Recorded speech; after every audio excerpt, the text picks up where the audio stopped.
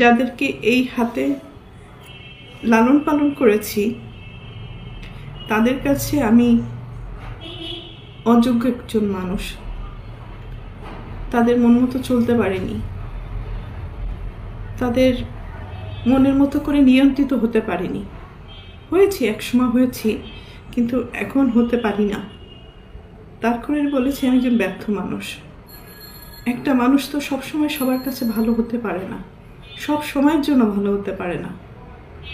আমি যখন ইনকাম করেছি, দু হাতে দিতে পেরেছি, লুটাতে পেরেছি, তখন আমি আমার পরিবারের কাছে অনেক প্রিয় একজন মানুষ ছিলাম। এখন দিতে পারি না, হয়তো তাদের প্রয়োজন অনুযায়ী, যার কারণে আমি এখন তাদের কাছে গলার কাটা, শত্রু এবং অপছন্দের একজন মানুষ।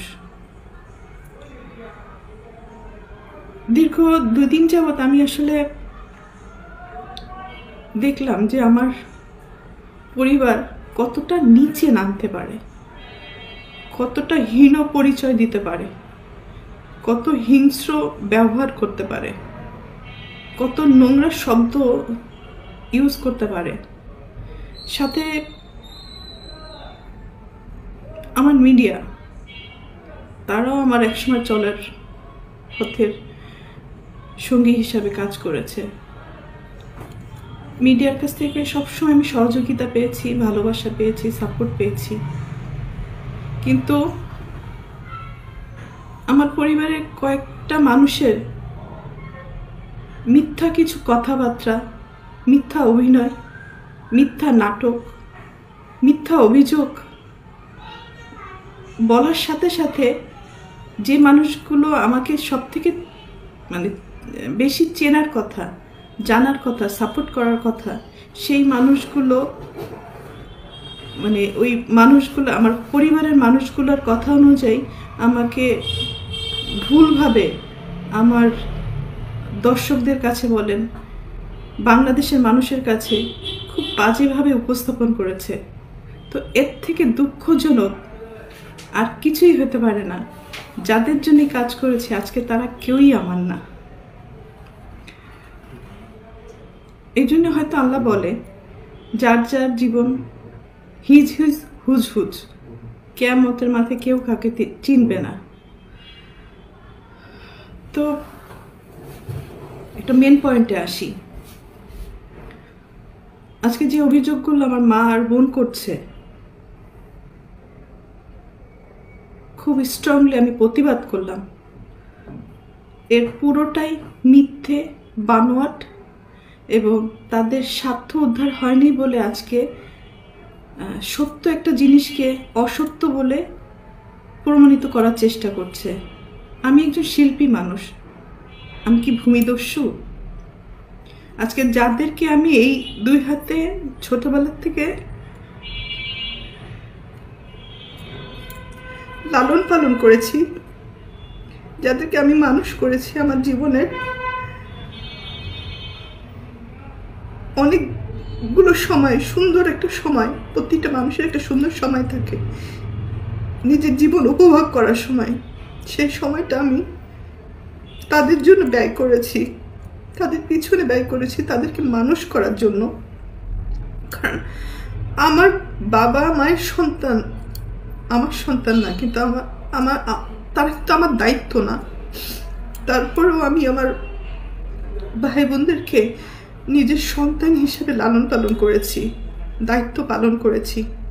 নিজের ভবিষ্যৎ, নিজের ভালো লাগা, মন্দ লাগা, অনেক কিছুই বাদ দিয়ে দিয়েছি শুধু আমার ভাই বোনদেরকে মানুষ করার জন্য। কিন্তু এখন এসে দেখলাম মানুষ তো হয়নি, হিংস্র কিছু পশু বলবো না, পশুরা তো আসলে খুব কৃতজ্ঞতা থাকে পশুদের মধ্যে, কিন্তু এদের মধ্যে সেই কৃতজ্ঞতা বোধটুকুও নেই। আর উপরের দিকে থুতু ফেললে তো নিচের দিকেই আসে। কাদের নামে অভিযোগ করব? অভিযোগ তো আসলে করে বাইরের লোকদের মানে নামে। আর আমি যেহেতু আমার ভাই বোনদেরকে, আমার বাবা মাকে অনেক ভালোবাসি, যার কারণে আমার জীবনে আমি অনেক কিছু ফেস করেছি তাদের দ্বারা। নির্যাতিত হয়েছি, লাঞ্ছিত হয়েছি, অপমানিত হয়েছি। নিজের এত বছর যে আমি ইন্ডাস্ট্রিতে ইনকাম করেছি, তারা আমার সাথে বেইমানি করেছে। আমার সমস্ত অর্থ আমার কাছ থেকে নিয়ে নিয়েছে। আমার টাকা দিয়ে কেনা সয় সম্পত্তি কোনো কিছুই আমার নামে ছিল না, আমার প্রত্যেকটা ভাই বোনের নামে ছিল। আমার অ্যাকাউন্টগুলো শূন্য ছিল এবং আমার গাড়ি, শুধু আমার দেহটা ছাড়া আমার কোনো কিছুই আমার ছিল না। সব কিছুই তাদের আন্ডারে ছিল। আমিও তাদের আন্ডারে ছিলাম। তো একটা পর্যায়ে এসে মানুষের জীবনে বেঁচে থাকার জন্য কিছু না কিছু প্রয়োজন হয়। তো বেঁচে থাকার মতো শুধু আমার জানটা ছিল হয়তো। তো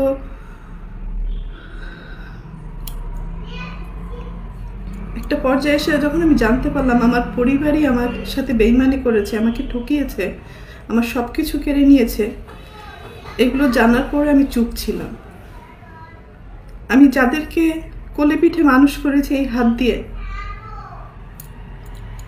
আমি তাদের দ্বারা অনেক বেশি নির্যাতিত হয়েছি। তারা আমাকে ফিজিক্যালি অ্যাসল্ট করেছে, আমার টাকা চুরি করে আমাকে মারার প্ল্যান করেছে, আমাকে খুন করে ফেলার জন্য টাকা দিয়েছে খুনিকে। আমার আপন ভাই এটার সাথে জড়িত, আপন বোন জড়িত, আর একটা সামির নামে একটা ছেলেকে পালক নিয়েছিলেন। তারপরেও আমি অ্যাকসেপ্ট করেছিলাম যে ঠিক আছে, একটা মানুষ তো, একটা বাচ্চাকে লালন পালনের দায়িত্ব নিয়েছিলাম। তো পরবর্তীতে দেখলাম এটা যখন হাতে পায়ে বড় হয়ে গেছে, তখন ওই হাত দিয়েই আবার আমাকে আঘাত করেছে।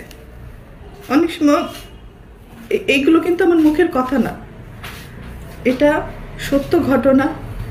এটা থানায় জিডি হয়েছে, মামলা হয়েছে এবং তাদেরকে আটক করা হয়েছিল এই ক্রাইম করার জন্য। পরবর্তীতে আমি তাদেরকে মাফ করে দিয়েছি, কারণ আমার ভাই বোন তো, ভুল হইতেই পারে। সন্তান হিসাবে মাফ করে দিয়েছিলাম। পরবর্তীতে দেখি যে এগুলো বাড়তেই আছে। এবং আমার মা তো আসলে অনেক বড় একটা শব্দ, কিন্তু পৃথিবীতে সব মা না। ভালো মাও আছে, খারাপ মাও আছে। দুর্ভাগ্যবশত আমার মাটা হয়তো আমাকে সেই পরিমাণ ভালোবাসতে পারেনি, কারণ আমি আমার মার কাছে, পরিবারের কাছে সবসময় সোনার ডিম পাড়া একটা হাঁস ছিলাম, মানে দুধ দিয়ে একটা গরু ছিলাম, টাকা ছাপানোর মেশিন ছিলাম। সন্তান হিসেবে কখনো ওই ভালোবাসাটা, ওই কেয়ারিংটা পাইনি। তারপরও কোনো অভিযোগ নেই, আগেও ছিল না, এখনো নেই। আর আমি আমার মনকে বুঝ দিয়ে নিয়েছি, আর পাবো না কখনো তাদের কাছ থেকে সেই ভালোবাসাটা। কারণ একটা মানুষ যখন মেশিনে পরিণত হয়, তখন তার মূল্য মেশিন হিসাবেই থাকে, মানুষ হিসাবে থাকে না।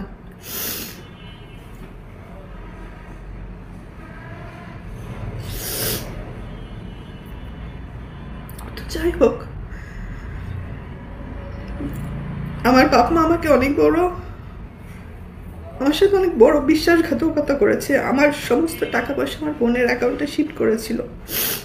তো তারপরে আমি কিছু বলিনি। আমার ইন্ডাস্ট্রির কিছু মানুষ আমাকে যারা ভালোবাসে তারা আমাকে সাপোর্ট করেছে। ওই সময় 2007-এর ঘটনা বলছি, মানে একটা টাইমে আমি যে জানতে পারলাম কোনো কিছুই আমার ছিল না। পরে আমাদের ফিল্মের কিছু মুরব্বীরা মিলে এটা সেটেল করে দিয়েছিল যে পপির একে শূন্য হাতে মেয়েটাকে রাস্তায় ফেলে দিলেন। বিশেষ করে আলমগীর ভাইয়ের কথা বলবো, কারণ আলমগীর ভাই আমার কাছে হয়তো আপনাদের কাছে হিরো, কিন্তু আমার কাছে একজন বলবো যে আমার সবচেয়ে বড় ওয়েলিশার ছিলেন বাদল খন্দকার। আরও আছে, আরও অনেক কাছের মানুষ আছে, তারা এই প্রবলেমগুলো ভিতরে ভিতরে জানতেন এবং ওনারা আমাকে অনেক সাপোর্ট করার চেষ্টা করেছেন। আমার বাবা মাকে ডাক দিয়ে বললো যে ওর কিছু জিনিস ওকে ফেরত দেন, কারণ এটা তো একটা মেয়ে, হ্যাঁ, ওর জীবনে বেঁচে থাকার জন্য কিছু না কিছু ফেরত দেন। তো তখন আমার বাবা মা কী কারণে আমার সাথে বেইমানি করেছিল আমি জানি না, হয়তো এরকম ঘটনা অনেক আছে। আমাকে আলমগীর ভাই একবার বলেছিল যে এটা এই সেম ঘটনাটা শাবানা ম্যাডামের সাথে হয়েছে, কারণ আমি না তখন মেন্টালি খুব আপসেট ছিলাম যে আমার বাপ মা ভাই বোন আমার সাথে এরকম করলো, বিশ্বাসঘাতকতা করলো, আমার সাথেই করলো। তখন আলমগীর ভাই আমাকে বলেছিল না, এই ঘটনা এর আগে অনেক মানুষের সাথেই হয়েছে। তো সেই সান্ত্বনা নিয়ে হয়তো আমি বাকি জীবনটা পার করতে চেয়েছিলাম এবং কাজ করে আমি আবার সারভাইভ করেছিলাম। তো বিগত কয়েকদিন যাবৎ একটা নিউজ বারবার করে আমার মা বোন এস্টাবলিশ করার চেষ্টা করছে যে আমি জমি দখল করতে গেছি। ভাই, যে মানুষটা দীর্ঘ 28 বছর ইন্ডাস্ট্রিতে কাজ করে নিজের জীবনের দিকে তাকায়নি, ভালো লাগা ভালোবাসা বলেন, নিজের ভবিষ্যৎ বলেন, কোনো কিছুই আমি চিন্তা করি নাই, শুধু ইনকাম করে গেছি আর ভাই বোন মানুষ করে গেছি। শুধু ভাই বোন না, আমি আমার পুরো পরিবার, আমার নানির ফ্যামিলিতে আমি সাপোর্ট করেছি, আমার দাদির ফ্যামিলিতে আমি সাপোর্ট করেছি। আমার কন্ট্রিবিউশন শুধু আমার ভাই বোন না, সব জায়গায় যতটুকু পেরেছি আমি সবাইকে সাহায্য করেছি। আমার মন মানসিকতা একেবারে ডিফারেন্ট, মানে আমি একা ভালো খাবো, ভালো থাকবো, আমি সবাইকে নিয়ে ভালো থাকতে চেয়েছি, ভালোভাবে বাঁচতে চেয়েছি। তো সেই পরিপ্রেক্ষিতে আসলে সবাইকে হেল্প করা। আমার নানি বাড়িতে যান, তার বাসায় যে সে যে ঘরটাতে থাকে সেই ঘরটাও কিন্তু আমার টাকা দিয়ে তোলা। আমার মা যে ঘরটাতে এখন খুলনাতে থাকে সেই ঘরটাও আমার টাকা দিয়ে তোলা। যে ভাড়াটে বাড়ির কথা উনি বলছেন সেই ঘরটাও আমার টাকা দিয়ে, আমার কষ্ট অর্জিত টাকা। রোদে পড়েছি, বৃষ্টিতে ভিজেছি, মানুষের অনেক ভালো কথাও শুনেছি, মানুষের অনেক মন্দ কথাও শুনেছি, অনেক ভালো গালিও দিয়েছে, আবার ভালো কথাও বলেছে, সম্মানও পেয়েছি, দুর্নামও পেয়েছি। তো সব কিছুর ঊর্ধ্বে হচ্ছে আমি একজন মানুষ। তো আমি আমার ফ্যামিলিকে সাপোর্ট করতে যে এই যে ঘরের কথা বলছি, সেই ঘরটা কিন্তু আমার বাবার 11 কাঠা জমি। তো 11 কাঠা জমির মধ্যে আমি আমার চাচার কিছু জমি কিনে রেখেছিলাম, মানে ফ্যামিলি প্রপার্টি, ফ্যামিলির সম্মান রক্ষা করতে যেয়ে আমি ফ্যামিলি কিছু প্রপার্টি কিনেছি। তো আমার চাচার অংশ কিনেছি, আমার ফুপুর অংশ কিনেছি, আমার বাবারও কিছু অংশ বিক্রি করে দিয়েছিল বাইরে, পরে আমি নিয়েছি কিনে এবং ওখানে ঘর তুলে দিয়েছি। তো কিছু অংশ আমি কিনেছিলাম যেটা রাস্তার সহকারে রেজিস্ট্রি হয়েছিল, মানে আমাকে জমি যখন কিনি তখন আমাকে জমির পিছনের অংশ দেওয়া হয়। তো পিছনের অংশে যেতে গেলে আপনারা সবাই জানেন এটা নর্মাল একটা জিনিস, বাড়ির পিছনের অংশ যদি কিনি তাহলে পিছনের অংশে যাওয়ার জন্য নিশ্চয়ই আমি হেলিকপ্টার দিয়ে যাব না বা ক্রেন দিয়ে ওখানে নামবো না, আমাকে যাওয়ার জন্য রাস্তা দিয়ে যেতে হবে। তো রাস্তাটা হচ্ছে আমার বাবা এবং চাচার জমির মাঝখান দিয়ে রাস্তাটা, যেখানে আমি আমার কেনা জমিতে আমি পৌঁছাতে পারবো। তো এই জমিটা রেজিস্ট্রি হয় 2008-এ। রেজিস্ট্রি হওয়ার পরে আপনারা, আমি সব প্রমাণ দিয়ে দিচ্ছি, ওই জমিতে এখনো পর্যন্ত আমি যেতে পারি না, ঢুকতে পারি না। কারণ কি, আমি যে ঘরগুলো তুলে দিয়েছিলাম ওই ঘরগুলো থেকে ভাড়া আসে, এই ভাড়া দিয়ে কিন্তু আমার বাবা চলতেন। একটা সময় আমার এই সেজ বোনের কন্ট্রোলেই ছিল এই ভাড়াগুলো। আমরা ঢাকায় থাকতাম, উনি ওখানে দেখাশোনা করতো এবং এই ভাড়াগুলো সে তার পকেটে নিত। যাই হোক, আমরা একটা পর্যায়ে ধরেন করোনার আগে আগে জানতে পারলাম, মানে কার কথা কি বলবো, মাফ করে দিবেন, মানে আমার পরিবারের কথা আজকে আমাকে পাবলিকলি বলতে হচ্ছে। এর থেকে দুঃখ, লজ্জার আর কিছুই হতে পারে না। মানে আমার এই বোনটা একটু বেপথে চলে যাওয়ার কারণে আমার বাবা 2019-এ বেপথে, মানে সে ওখানে কিছু অনিয়ম শুরু করেছিল,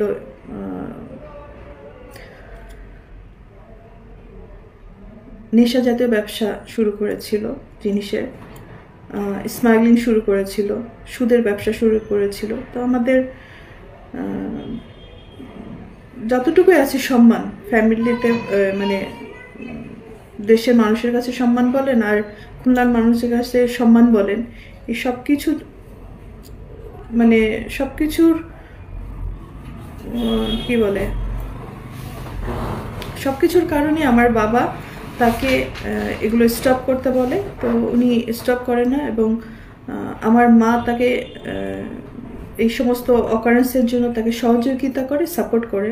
তো যার কারণে আমার মা এবং বাবার সাথে এগুলো নিয়ে দ্বন্দ্ব বাঁধে এবং দ্বন্দ্বের এক পর্যায়ে যে আমার বাবাকে খেয়ালি মারে, মারধর করে এবং রক্তাক্ত করে দেয়। তো বড় সন্তান হিসাবে এটা আমার সামনে হওয়াতে আমি আমার ছোট বোন এটা প্রোটেস্ট করি এবং প্রোটেস্ট করতে যে আমার বাবাকে সেভ করতে যে আমিও সেখানে ইনজিউর হই। হ্যাঁ, আমার ছোট যে পালিত ভাই বলে, তথাকথিত ছোট ভাই সামির এবং বোন খেয়ালি, ওনারা আমাকে, আমার বাবাকে প্রচুর পরিমাণ মারধর করে। সেটা পুরো খুলনা শহর সবাই জানে, আমার ফুল ফ্যামিলি জানে।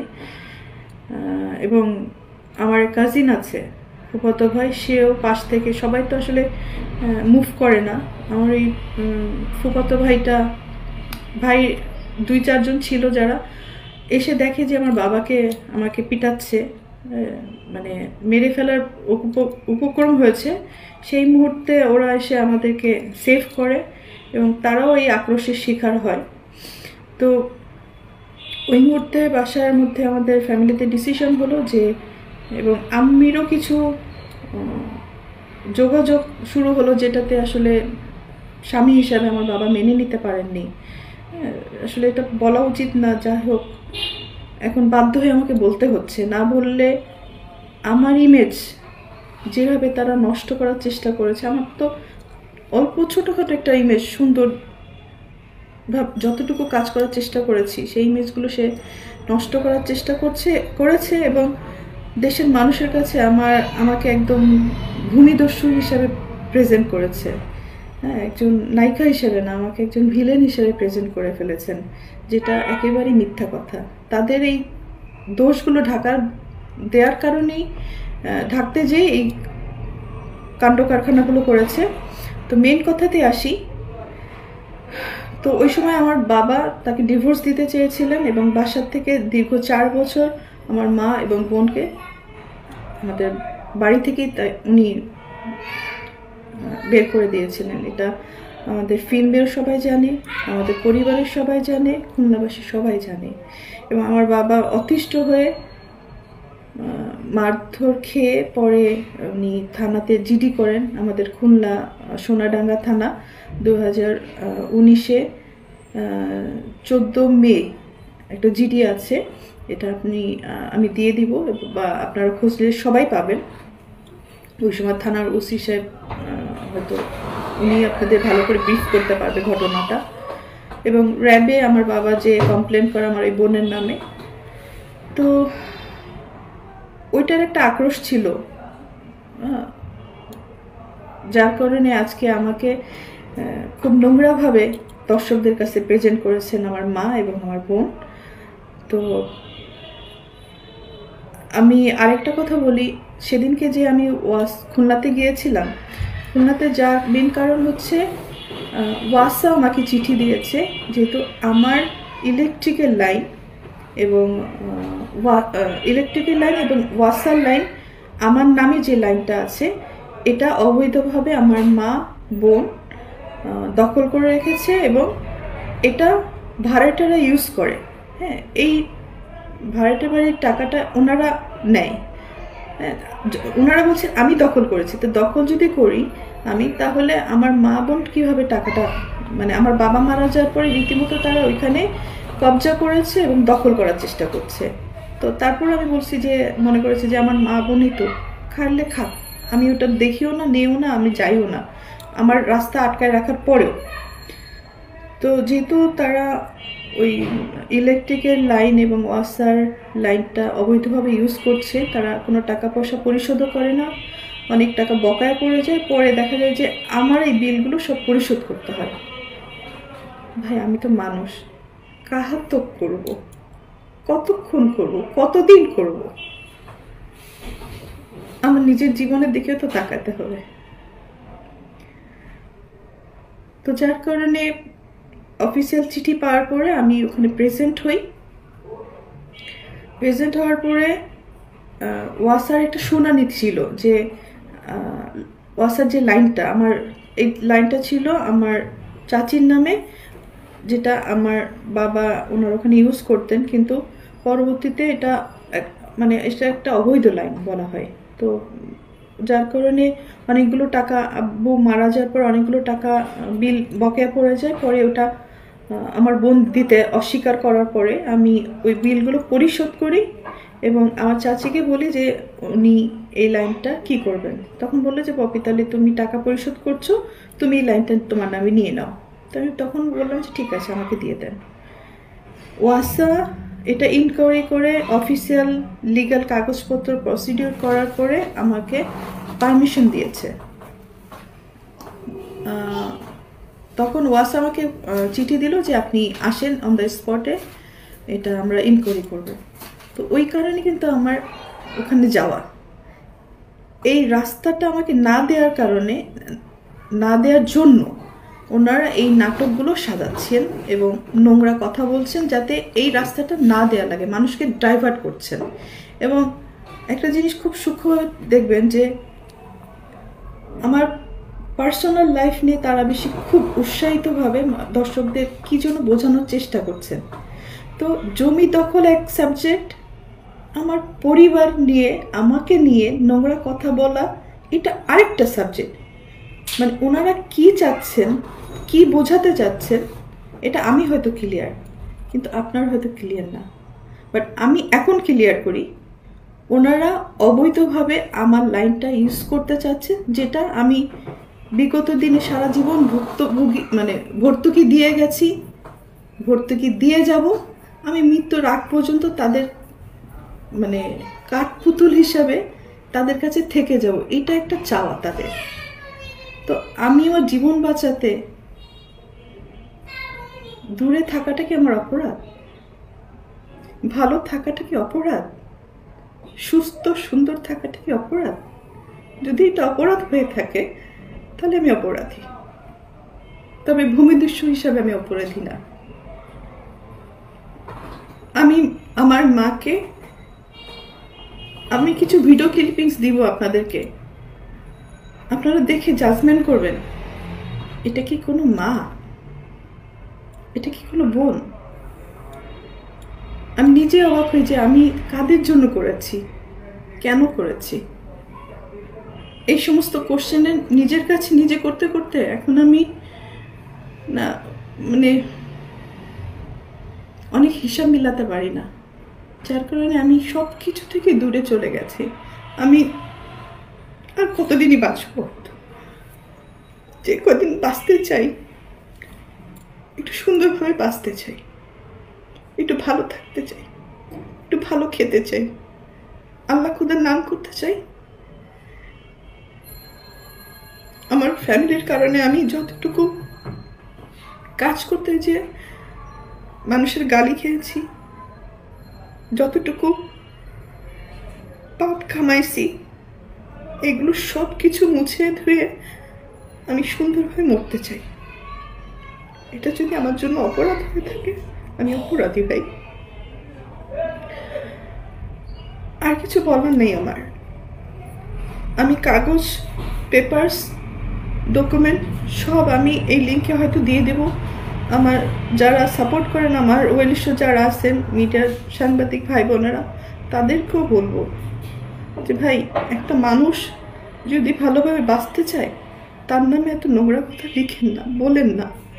পরিবারের মানুষ তো তার স্বার্থে আমাদেরকে ইউজ করে, স্বার্থ শেষ হলে চিনে না। আপনারও অন্তত পক্ষে যারা মিডিয়াতে ভালোভাবে কাজ করে গেছে, তাদেরকে অন্তত পক্ষে সম্মানের সাথে প্রেজেন্ট করেন। বিদায়টা যেন সম্মানের হয়, এতটুকুই আপনাদের কাছে চাওয়া। একজনের কথাতে বাজেভাবে একটা মানুষকে প্রেজেন্ট করেন না, অসম্মান করেন না।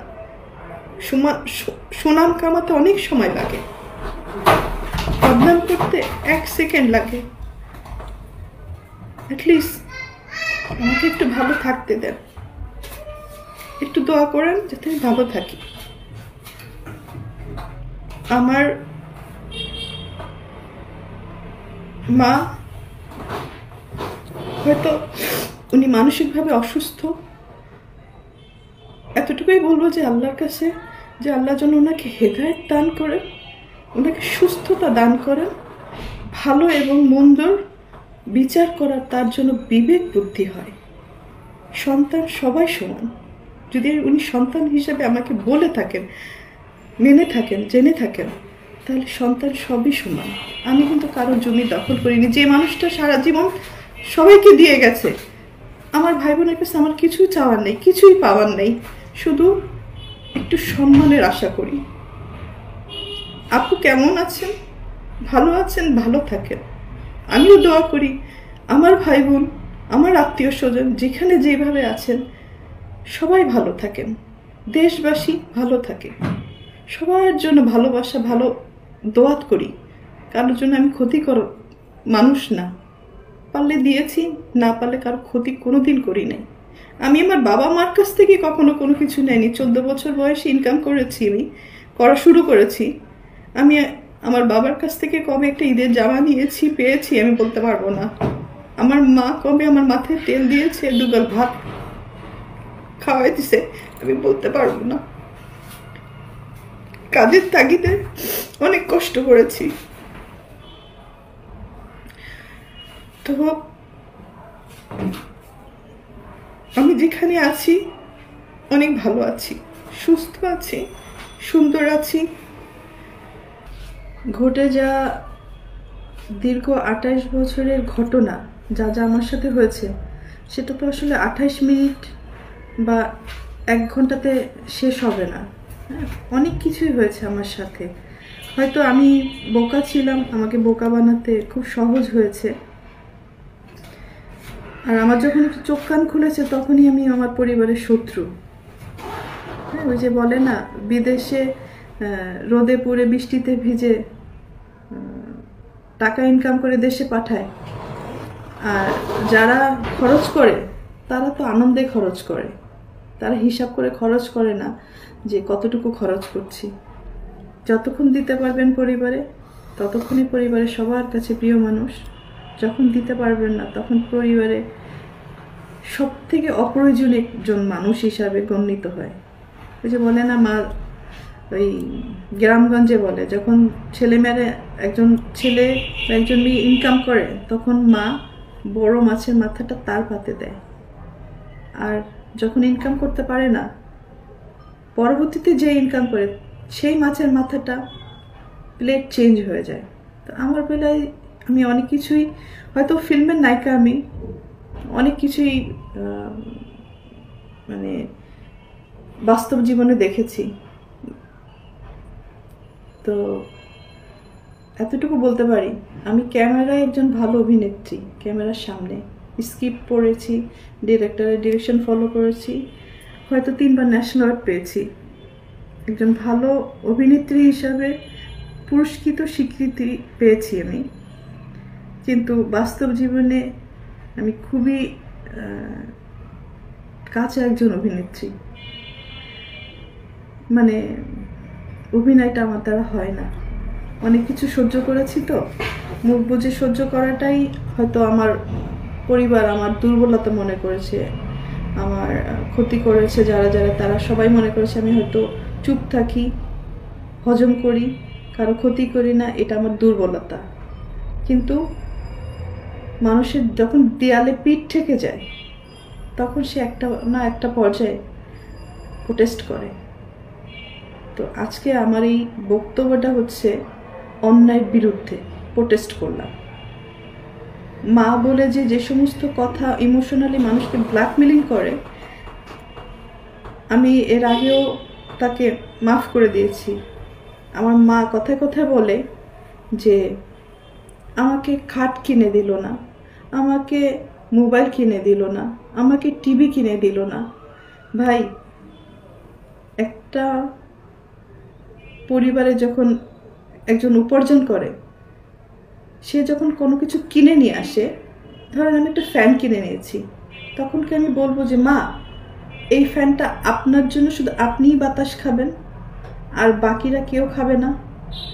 বা আমার বাসায় আরও 5 জন লোক আছে, 5টা ভাই বোন আছে, তো আমি কি ফ্যান কিনলে আমার মার জন্য একটা কিনবো, আমার 5টা ভাই বোনের জন্য 5টা ফ্যান কিনবো? একটা টিভি যখন কিনে নিয়ে আসি তখন আমি আমার মাকে বলবো যে মা আপনার জন্য একটা টিভি কিনে নিয়েছি এবং আমার আরও 5টা ভাই বোন আছে, এই 5টা ভাই বোনের জন্য 5টা টিভি কিনেছি। একটা ফ্রিজ যখন কিনেছি, আমি তো সংসারে সবার জন্য কিনেছি, একটা ফ্রিজ আমার মার জন্য কিনবো আর আরও 5টা ফ্রিজ আমার ভাই বোনের জন্য কিনবো। তাহলে আবার খাটের কথা বলে যে আমার খাট কিনে দেয়নি, তো আমার মার জন্য একটা খাট কিনবো, আমার 5টা ভাই বোনের জন্য 5টা খাট কিনবো। তো এরকম আমার কাছে দাবি করা হয়েছে। তো আমি জানতে চাই এই দাবিটা কি শুধু আমার বেলায় করা হয়েছে নাকি পৃথিবীর সব মায়েরাই এই দাবি করে? আমার জানার খুব ইচ্ছা। আমি যথেষ্ট চেষ্টা করেছি আমার মা ভাই বোনকে ভালো রাখার জন্য। আমার বাপ মা আমাকে পড়াশোনা করায় ভালো ডাক্তার বানাতে পারতো, ইঞ্জিনিয়ার বানাতে পারতো, একজন কোরআনে হাফেজ বানাতে পারতো। অনেকে ব্যঙ্গ করে বলে আপনার মা আপনাকে নায়িকা বানাইছে। নায়িকা বানানোটা কি খুব কৃতিত্বের কাজ? নায়িকা বানালে তো একটা ভালো ফ্যামিলিতে বিয়েও হয় না। আমি আমার ভাই বোনকে পড়াশোনা করে মানুষের মতো মানুষ করতে চেয়েছি। আমি চেয়েছি তারা ওই ডাক্তার হোক, ইঞ্জিনিয়ার হোক, নিজের পায়ে নিজে দাঁড়া, একটা ভালো পরিবারে তাদের বিয়ে হোক। এটাই আমি মানে আমার সন্তানের জন্য যেভাবে আমি চাইতাম, আমার ভাই বোনের জন্য তাই চেয়েছি। কিন্তু মা হিসেবে আমার মা আমার জন্য কী চেয়েছে, আমার ভাই বোনদের জন্য কী চেয়েছে। তো ওই যে বললাম না, ভালো মা খারাপ মা পার্থক্য আছে। কেউ দুধ বেচে মদ কেনে, আবার কেউ মদ বেচে দুধ কেনে। তো পার্থক্যটা হচ্ছে অনেক কিছুই। এনিওয়ে, বিদায়টা এভাবে নিব। আপনারা সবাই আমার জন্য দোয়া করবেন যাতে আমি বাকি জীবনটা ভালো করে থাকতে পারি। আর এই যে বলে যে আমি মানে তাদেরকে মারার হুমকি দিয়েছি, ভাই যে গড়ে সে কি ভাঙে? আমি তো পারি নাই ভাঙতে, তাহলে তো আমি তাদের ভাঙার চেষ্টা করতাম। আমার বোন বলেছে আমি তাকে মেরেছি, দূর থেকে একটা ফুটেজ দিয়ে যে আমি তাকে মেরেছি। মারা তো হচ্ছে চর মারা, জুতা খুলে মারা বা পিটানো, এগুলোকে মারা বলে। আমার মুখের সামনে ক্যামেরা ধরেছে, আমি ক্যামেরাগুলি ফেলে দিয়েছি। আমি তো কোনোদিন আমার বলতে পারব না আমি শাসন করেছি আমার ভাই বোনকে, কিন্তু কখনো কাউকে আমি মারিনি, বরং তাদের কাছ থেকে মার খেয়েছি। তারা আমাকে মারার চেষ্টা করেছে আমার টাকা পয়সা সয় সম্পত্তি হাতিয়ে নেওয়ার জন্য, হজম করার জন্য। ঠিক আছে, আমার ফ্যামিলিতে আপনি একটু জিজ্ঞাসা করবেন আমার কোন বোনটা কত টাকা ইনকাম করে বা কি চাকরি করে, কত টাকা ইনকাম করে, আমার ভাই কয় টাকা ইনকাম করে, কি চাকরি করে। হ্যাঁ, তো আমার ফ্যামিলিতে একমাত্র উপার্জনের মানে সোর্স কিন্তু আমি ছিলাম। এখন হয়তো বড় হয়ে গেছে, তারা যে যার মতো, আমাকে চিনে না। যাই হোক, আমার এটা নিয়ে আফসোস নেই। চিনতে হবে এমন কোনো কথা নেই।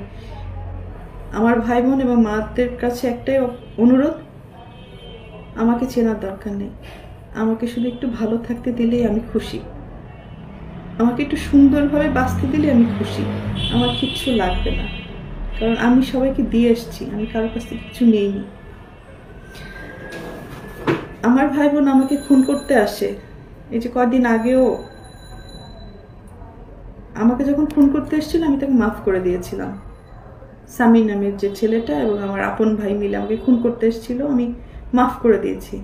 কিন্তু কদিন আগে বসুন্ধরায় ডাকাতি করতে যে ধরা পড়েছে ডিজিএফ এর পরিচয় দিয়ে, সেখানে কি মাপ পাবে? এগুলো কিন্তু আমার ওই ছোট বোনটার কর্মফল। একটা বাচ্চাকে আনলেই হয় না বা জন্ম দিলেই হয় না, তাকে লালন পালন করতে হয়, মানুষ করতে হয়। আমার মা অন্যায় কাজে সাপোর্ট না দিয়ে ভালো কাজে সাপোর্ট করলে, শাসন করলে আজকে তারা এই পথে যেত না। হায় রে দুনিয়া, একটা কথা না বললেই না। আজকে পৈতৃক সম্পত্তি নিয়ে আমার মা আর বোন যে নোংরামিটা করলো, দীপু আমার মা আর বোনকে বাসা থেকে বের করে দেওয়ার পরে দীর্ঘ 4.5 বছর 5 বছর বাবা আমার কাছে ছিল। তার সবকিছু আমি দেখাশোনা করেছি,